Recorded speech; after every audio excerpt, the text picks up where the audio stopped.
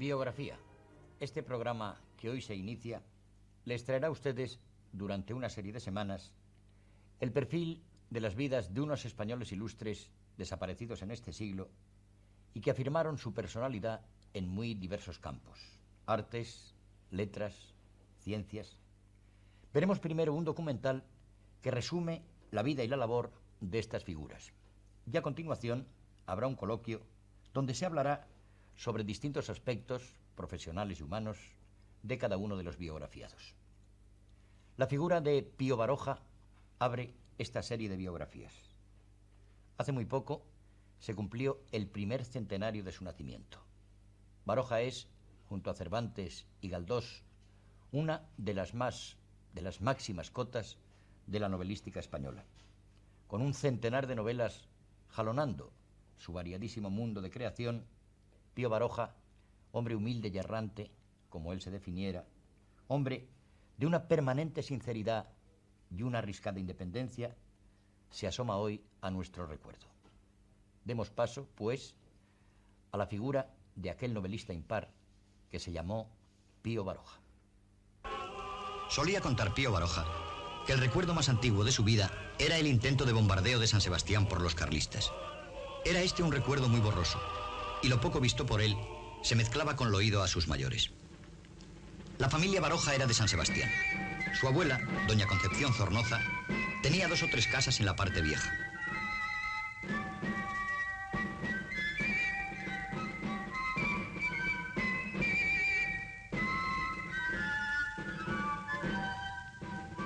Pío Baroja nació el 28 de diciembre de 1872 en la casa número 6 de la calle de Oquendo. El haber nacido junto al mar me gusta.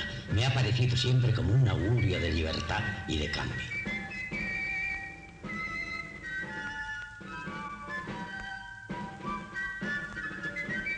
Por esta puerta entró Pío Baroja por primera vez a la escuela. Recorrió estos pasillos, se sentó en estos pupitres y escribió en esta pizarra. Los domingos iba con sus hermanos Darío y Ricardo al Castillo de la Mota y al Paseo de los Curas, que tenía una gran explanada desde donde se dominaba el muelle y el mar. Luego subían para ver los cañones de la batería de las Damas y la cárcel del Macho. La familia Baroja se trasladó a la calle del Puyuelo cuando hizo su entrada en San Sebastián el rey Alfonso XII. De 1879 a 1881, la familia Baroja vive en Madrid, a donde su padre, don Serafín Baroja, que era ingeniero de minas, había sido trasladado al Instituto Geográfico y Estadístico. Don Serafín, creyendo que su vida se desarrollaría mejor, así como la educación de sus hijos, pidió el traslado a Pamplona. Los 3 hermanos fueron al colegio de Huarte, que estaba en la bajada de San Agustín. Este colegio tenía un corredor muy largo a la entrada y a la puerta un zapatero remendón.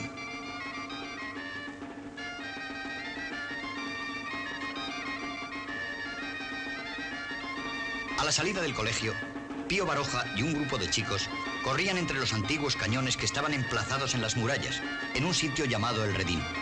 Allí jugaban al palmo, a las chapas y al marro en la plaza del castillo. El primer día me pegué con otro chico a la salida de la clase porque se había estado burlando de mi acento madrileño, hasta que el portero zapatero nos separó a patadas y a golpes como el tirapié.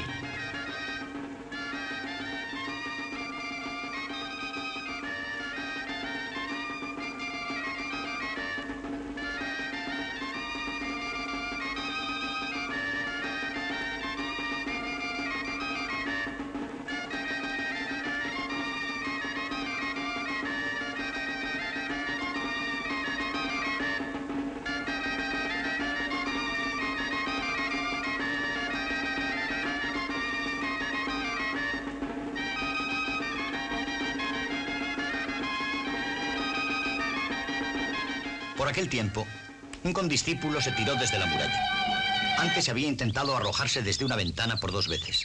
A la tercera se mató. Alguien dijo que estaba trastornado.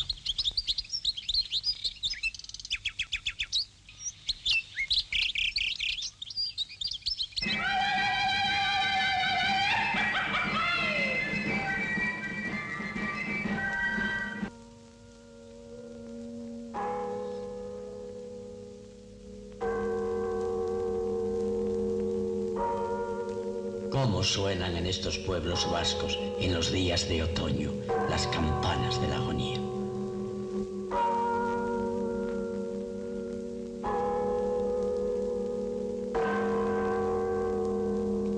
Una de las impresiones más profundas que recibió Pío Baroja en Pamplona fue la de ver pasar por delante de su casa, en la calle Nueva, a un reo de muerte, a quien llevaban a ejecutar a la vuelta del castillo, ante un baluarte de la muralla próximo a la puerta de la Taconera. El reo se llamaba Toribio Eguía y había matado a un cura y a su sobrina en Aoiz.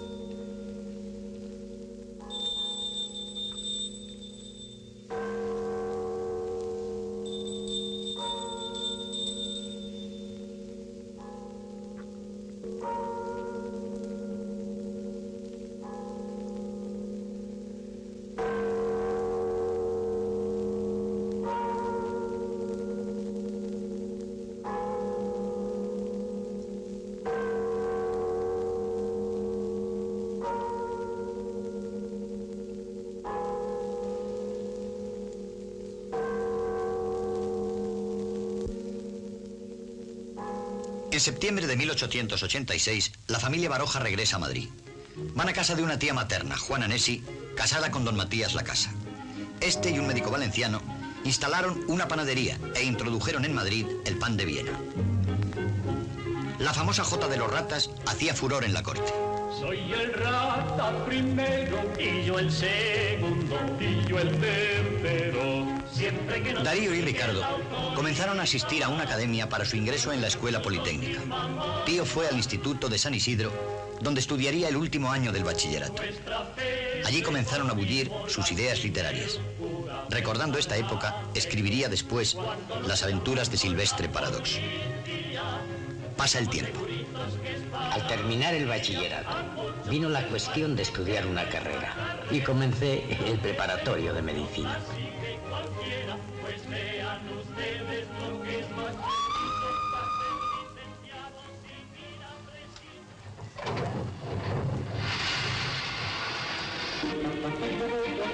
Había fracasado Pío Baroja como estudiante de medicina con los profesores don Benito Hernando y Letamendi cuando coincidió que su padre fue destinado a Valencia.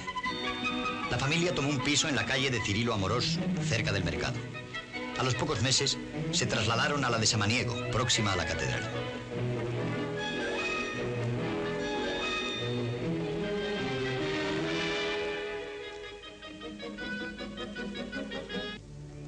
En esta Facultad de Medicina de Valencia, que hoy son ya ruinas, se examinó Pío Baroja de Patología General, obteniendo por tercera vez un suspenso en esta asignatura.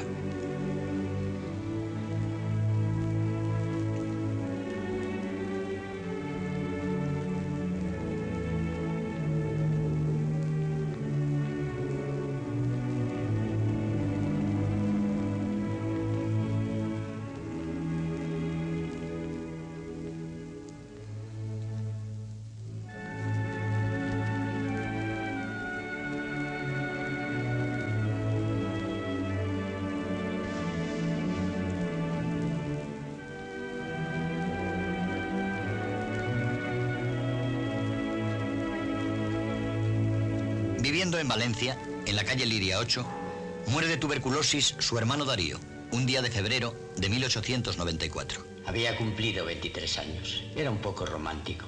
Había hecho un diario contando su vida. La muerte de Darío fue un duro golpe para la familia, que decidió ir a vivir al campo. Un amigo les ofreció una pequeña casa que tenía en Burjasot, pueblo cercano a la ciudad. Su padre recibía el periódico La Voz de Guipúzcoa de San Sebastián. Un día, leyéndolo Pío, supo que estaba vacante la plaza de médico titular de Cestona. Como fui el único que se presentó para la vacante, me la dieron. La diligencia le llevó hasta el balneario, pero como tenía que volver al pueblo, retornó a ella solo. Se detuvo en la posada de Alcorta y le dieron de comer.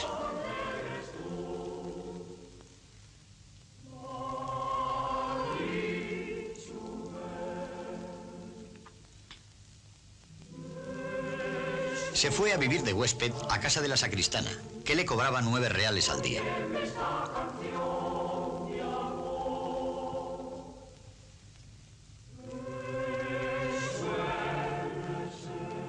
Solía frecuentar la farmacia y también la casa del secretario del ayuntamiento.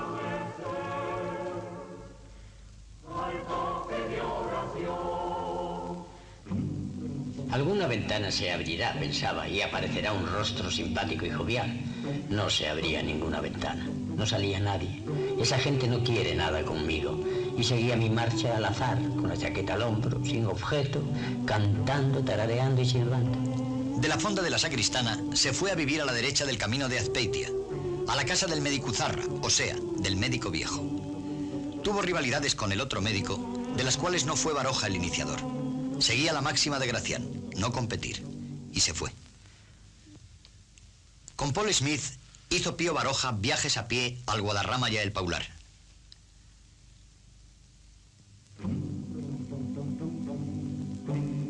Y con su hermano Ricardo y Ciro Bayo, llevando un burro con provisiones, recorrieron Extremadura y llegaron al monasterio de Yuste.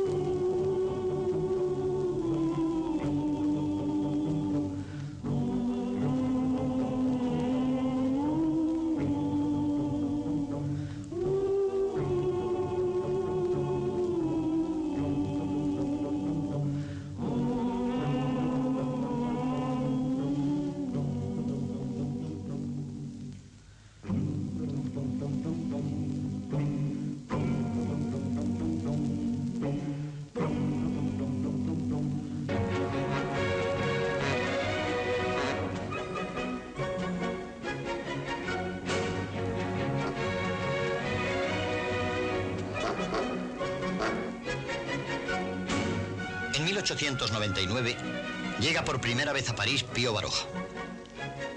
Luego va a Suiza, Alemania, Londres y en Roma termina de escribir su novela César o nada.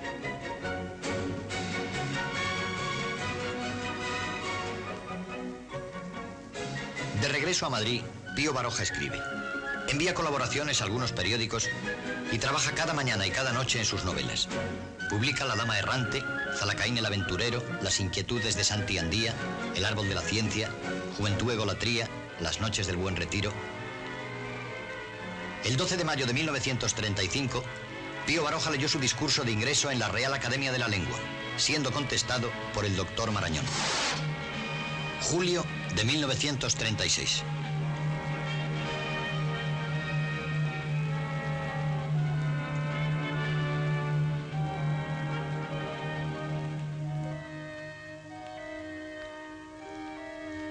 Baroja permanece algún tiempo en San Juan de Luz, donde comienza a escribir artículos literarios para La Nación de Buenos Aires. Después se traslada a París y vive como un estudiante pobre en el Colegio de España de la ciudad universitaria. La radio anunciaba el comienzo de la guerra europea.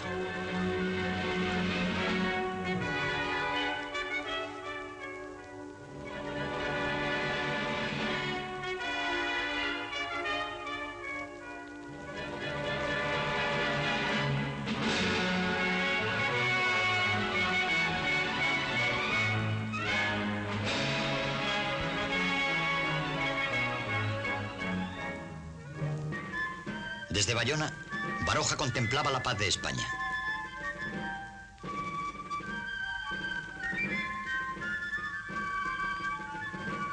Un día, tímidamente, vio un tren formado y subió a él. Nadie le dijo nada.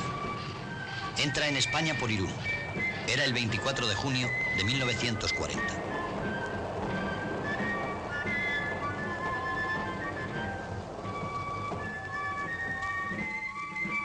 Contempló melancólico San Sebastián a su paso hacia Madrid.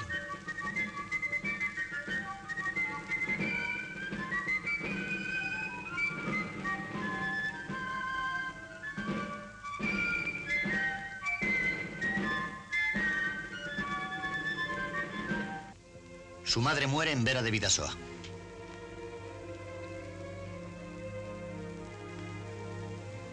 Su familia había tomado un piso en la calle de Ruiz de Alarcón 12. En ella iba Pío Baroja a reanudar su tarea de escritor y a escribir sus memorias con el título genérico de Desde la última vuelta del camino. el editor Ruiz Castillo comenzaba a reunir en obras completas la labor de toda una vida.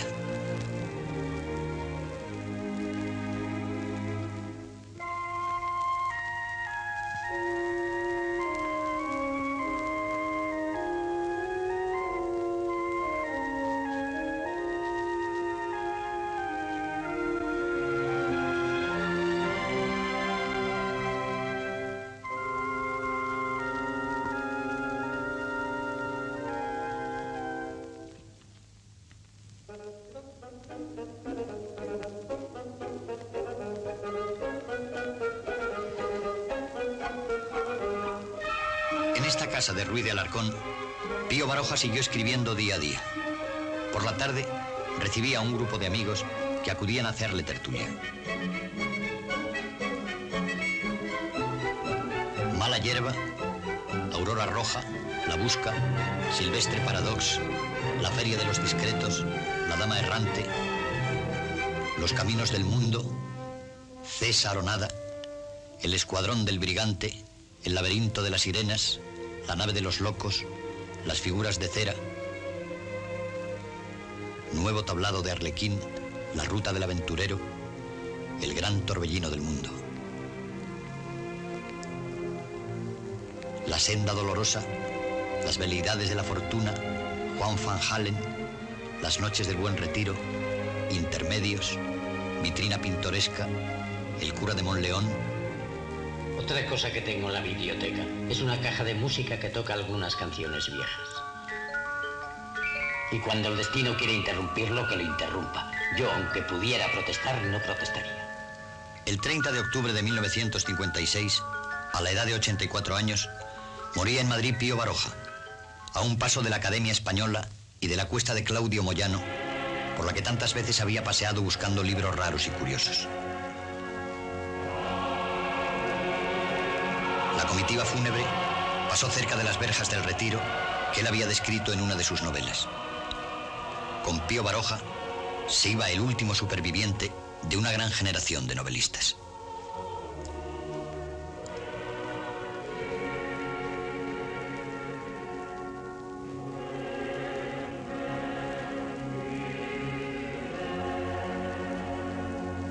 Llegó el momento del coloquio, o mejor, de la conversación íntima, del diálogo cordial en torno a la gran figura de don Pío Baroja.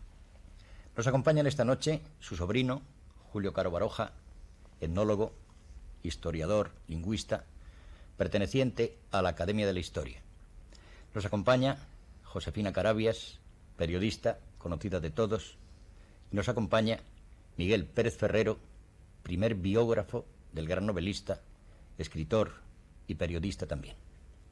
Hemos visto de un modo muy sumario unas parcelas de la vida de tu tío. Para ti, Julio, ¿cuál es la parte más importante, la parte más reveladora, la parte que puede indicar más su personalidad y su carácter?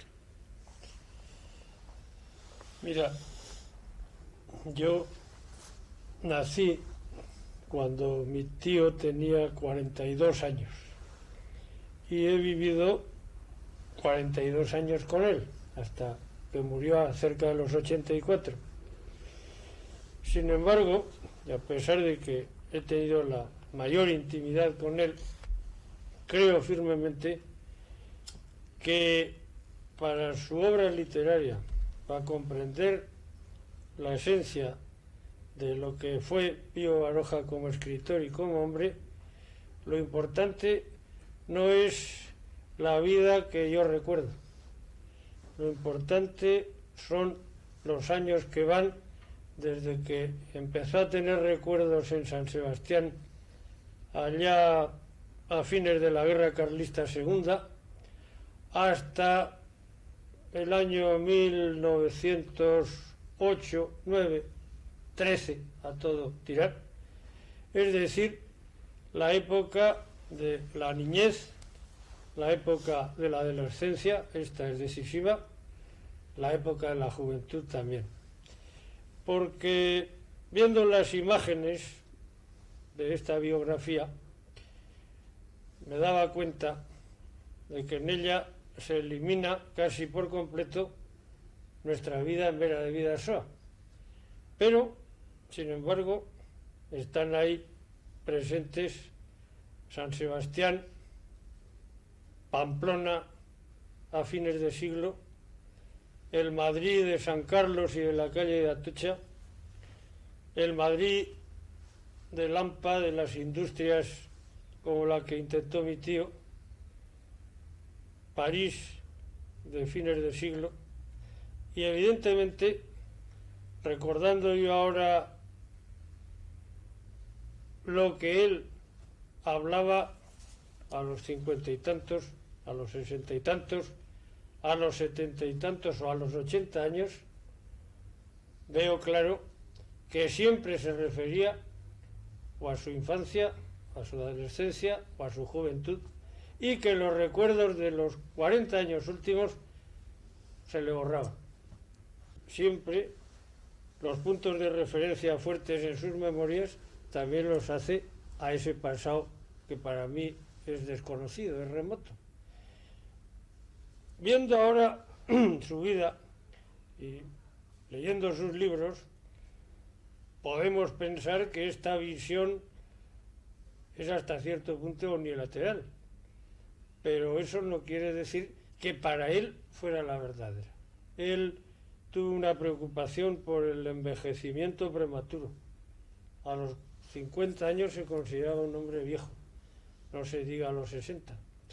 Después, de los 60 a los 80, puede decirse que tuvo un momento de revigorización, de vuelta a tener ilusión por la vida. Pero esto ya trasciende menos en el conjunto de su obra, claro es, aunque no hay que perder de vista que en esta época terrible de la guerra, de la posguerra, hasta que empezó a perder las facultades, escribió libros importantes, acaso de los más importantes, como sus mismas memorias.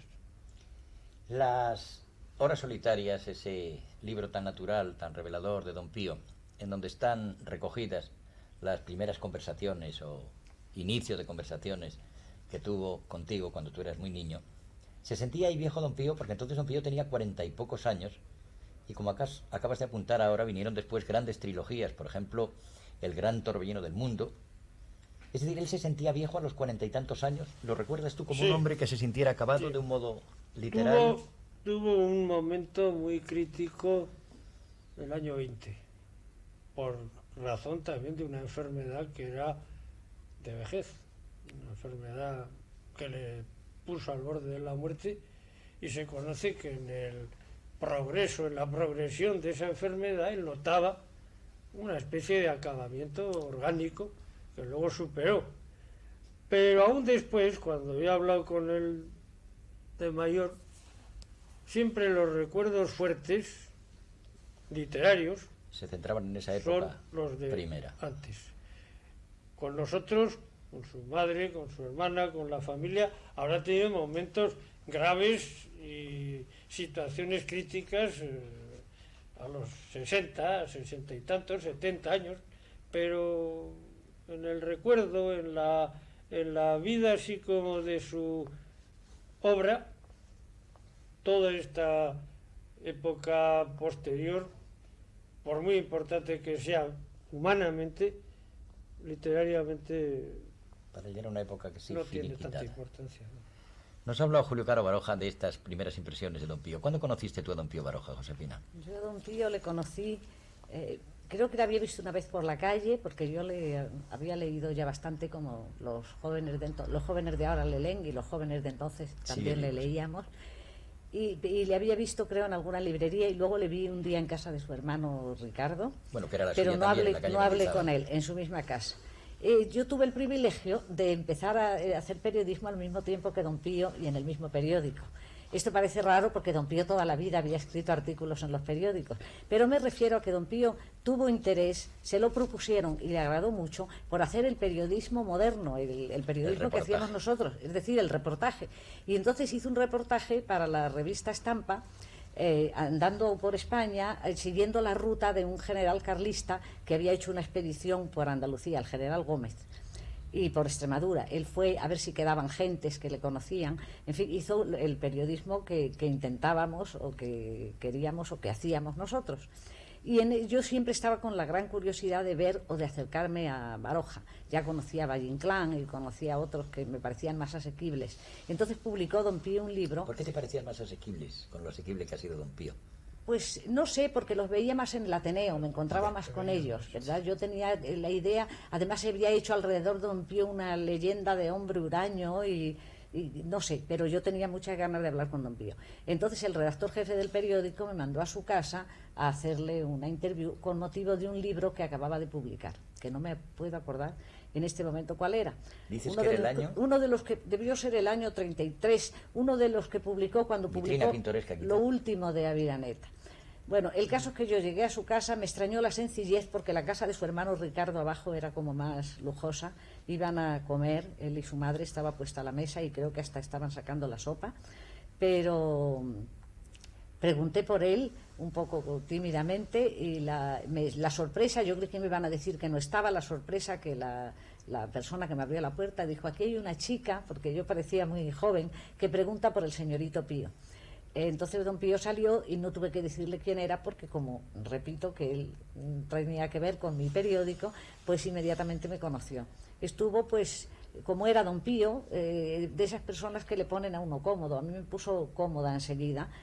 Y entonces le pregunté por el libro. Y mi sorpresa, por eso me ha impresionado mucho lo que le he oído a Julio, mi gran sorpresa fue que me dijo que no tenía importancia, que él como escritor, en fin, que su gran época como escritor ya había pasado, que todo esto que hacía ahora, pues sí, pues el escritor sigue escribiendo, pero que no tenía importancia. Vi que se consideraba que eso es rarísimo en un escritor, que son bastante vanidosos, como darse como un hombre determinado literariamente y decadente, cuando ya decimos que no era viejo. Entonces yo me atreví y le dije, pero mire, señor Baroja, no le llamaba don Pío todavía, me va usted a poner en un apuro porque yo tenía que hacer una cosa sobre su libro y quería hacer una cosa como, en fin, lo que yo siento por sus libros de usted. ¿Cómo voy a salir en el periódico diciendo que usted ha hecho un libro que ya no tiene importancia porque el vigor intelectual suyo ha pasado? Y entonces dijo, bueno, pues es que es el argumento, total, que empezamos a hablar, me contó el argumento del libro, salió bien y salió el artículo y a la gente le gustó. Y luego me acuerdo de la segunda, luego no me podría acordar de las centenas, probablemente decenas de veces que he hablado con don Pío para los periódicos, comodísimamente siempre y muy bien. Muy bien por parte de él, claro. Pero recuerdo la segunda, que fue cuando le hicieron académico, que fui 35, ¿no? el año 35. Fui al día siguiente a que me contara para otro periódico, para La Voz, sus impresiones de la academia. Recuerdo que el frac estaba todavía sin guardar, le tenían todavía por allí, y estaban recogiendo la casa para marcharse a ver a del Vidasoa. Estuve con él y con su madre, él mientras hablábamos estaba y me contaba cómo había sido y el efecto que le había hecho, pero con aquella manera sencilla que contaba don Pío todo.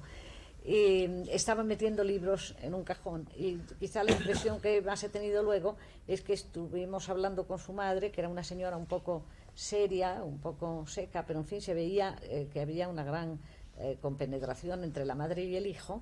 Se marcharon de veraneo y aquel mismo verano murió su madre. Esto he conservado por eso siempre ese recuerdo de esa segunda vez. Luego 1000 veces lo he visto en París, en su casa, y en fin, podríamos, hablando de don Pío, nos podríamos estar hasta. Pero nos decías ahora mientras veíamos la película que todavía, sí, cuando vas a escribir una cosa y estás dando vuelta a un concepto, a una frase, que te acuerdes siempre y decías, ¿cómo lo diría don Pío? Por este frescor, por esta vigorosidad, sí, que él ha puesto en la prosa y en la novela. Leyendo a don Pío, naturalmente se aprende mucho, pero cuando se escribe, mucho más, ¿verdad? Porque yo de don Pío he aprendido, por ejemplo, que muchas veces hay que sacrificar la corrección, incluso la corrección gramatical, por la claridad y por la fuerza, para que se tenga más fuerza. Por ejemplo, a veces yo le estoy dando vueltas a un párrafo, ¿cómo haré este párrafo que se me atraganta? Y entonces me acuerdo de que seguramente don Pío diría tal, de la manera más sencilla y de la manera más... Pues vamos quemando etapas. Nos habla Julio de cuando don Pío se consideraba ya viejo, teniendo 40 y pocos años, tú de esa visita, de esas primeras visitas, de esos primeros contactos, y en 1940 sale la primera gran biografía de Pío Baroja. La biografía que firma para siempre Miguel Pérez Ferrero. ¿Cuándo conociste tú a don Pío, Miguel? La biografía sale el 40 en Chile. Y el 41 en El España. 41 en San Sebastián. Biografía que luego he terminado yo. Yo conozco a don Pío un día de 1928, que voy a su casa para ver Zalacaín el aventurero, la película que hace Ricardo Baroja de Tellagorri y don Pío Baroja de Sargento Carlista, la novela de don Pío. Le íbamos a invitar para hablar en el primer cineclub español. Las sesiones del cineclub español, de aquel cineclub, eran borrascosas. Presentó, se rechazaba a los presentadores, se pateaban muchas películas y Zalacaín, primero, don Pío presentó su película en un silencio absoluto, recibiendo una ovación enorme. Y luego la película gustó mucho porque debía gustar. Ya realmente yo no traté a don Pío, a su hermano Ricardo sí, hasta que me lo encuentro en París, en el Colegio de España, donde los dos vivíamos durante nuestra guerra. Yo creo, y aludo también a lo que ha dicho mi entrañable amigo Julio Caro y Pepita Carabias, que estuvo con nosotros en París, aunque no vivía en el Colegio de España, yo creo que la revigorización de don Pío se forjó en muchos momentos en la tragedia que él padecía viendo la guerra española desde lejos y separado de su familia. Se llamaba a sí mismo viejo y allí hizo, bueno, en el Colegio de España, todo el mundo le tenía un enorme respeto y una enorme admiración, como es natural. Pero este no era el fenómeno exacto, era en toda la ciudad universitaria. Nosotros íbamos a almorzar todos los días al self-service que tenía la Fundación Internacional Rockefeller. Cogíamos nuestras bandejas, él pasaba primero, yo detrás, elegíamos los manjares, los alimentos, pagábamos en caja y nos sentábamos. Nadie, ni profesores, ni alumnos, ni visitantes, entraban jamás con el sombrero puesto, y las chicas tampoco. Se les recibía con un enorme griterío diciendo chapeau y tenían que quitarse el sombrero o marcharse. El único que entraba privilegiadamente con su boina, porque sabían que era muy propenso, que más que propenso, que tenía miedo a los catarros, era don Pío. Y todo el mundo le dejaba sitio, le dejaba la mesa, le dejaba el lugar. Los periódicos se ocuparon muchísimo de él en París, naturalmente, que fue los periódicos, los grandes periódicos literarios, Le Nouvel Littéraire, Marianne, el Mercurio de Francia, la Nouvelle Revue Française, en fin, le fueron a visitar muchos personajes, le hicieron muchísimas interviews y él allí hizo, tomando el ambiente de su barrio, del Parque de Montsouris, Susano los cazadores de moscas, Laura o la soledad sin remedio. Yo creo que escribió algunos de los versos de ese magnífico libro y delicioso libro que se llama Las canciones del suburbio, y luego, sobre todo, el de Adiós, amiga mía, en el cual hay una aventura romántica, y luego, allí yo creo que pensó mucho en sus memorias. Yo escribí mi biografía en París. Y en sus sobrinos. Y en su sobrino. En su sobrino, porque él, sí, el dinero sí. que ahorraba, porque él vivía de lo que ganaba en la Nación de Buenos Aires, sí. y en una agencia que se llamaba París Prensa, donde yo trabajaba también, sí. Más modestamente, naturalmente, sí. Y entonces él todo lo estaba pensando constantemente en su sobrino Julio. Para comprar libros a su sobrino. Si uno pudiera comprar un libro para mi sobrino, si etnología y de todas estas tuviera cosas. aquí, si estuviera mi sobrino. Pues quemando etapas también, le preguntaría yo, aunque es muy difícil, y aunque los Barojas son maestro en estas definiciones exactas, ¿qué representa, querido Julio Caro Baroja, don Pío Baroja como hombre y como escritor en este contorno actual de España y del mundo? Sí, es difícil contestar, pero bien, yo pensando en en un ambiente más que en unas personas o en unas circunstancias personales, se me ocurre comparar la actuación de mi tío en la literatura y en la vida como si de repente en una habitación más o menos lujosa, más o menos bien decorada, más o menos bien tenida, pero que ha permanecido un poco hermética, con el aire algo viciado, algo cargado, aunque sea de perfumes.